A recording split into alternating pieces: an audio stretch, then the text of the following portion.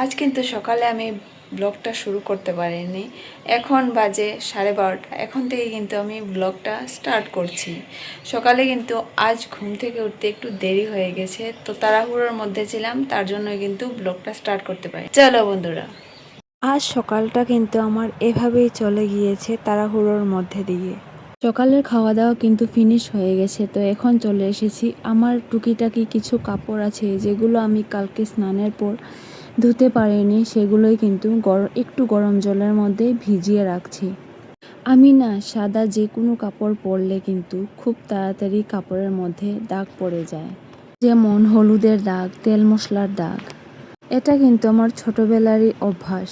যে কোনো সাদা কাপড় পরলেই কিন্তু খুব তাড়াতাড়ি দাগ পড়ে যায়। যাই হোক বন্ধুরা, কাপড়গুলো ভিজিয়ে এদিকে চলে এসেছি। সকালের কিছু বাসন ছিল, সেগুলোকেই টুকটুক করে ধুয়ে নিচ্ছি। আমার সকালে উঠতে কেন দেরি হয়েছিল তোমাদেরকে ঘটনাটা বলছি। কাল যেহেতু অনেকটাই গরম দিয়েছিল, তার জন্য কিন্তু কাল রাত ঘুমটা তেমন একটা হয়নি।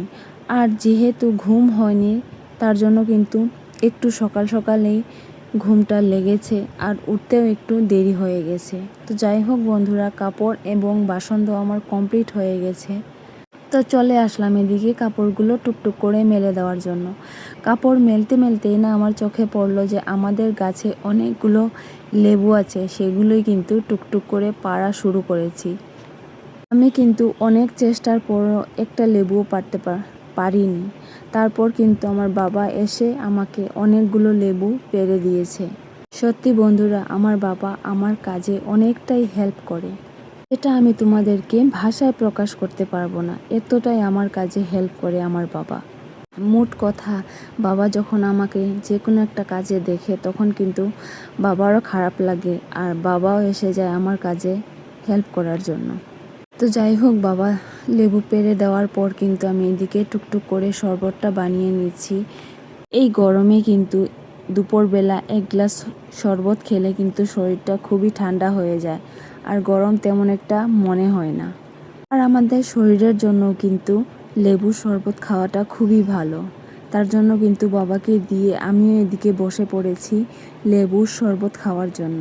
শরবত খাওয়ার পর কিন্তু আমি রান্নাবাড়িটাও সেরে নিয়েছিলাম আস্তে আস্তে। তারপর এখন ঘরটাকে ভালো করে ঝাড়ু দিয়ে নিচ্ছি। রান্নাবাড়ি আর তোমাদেরকে শেয়ার করলাম না বন্ধুরা। এই গরমের মধ্যে কিছু রান্না করতেও ইচ্ছে করছিল না, আর খেতেও ইচ্ছে করছিল না।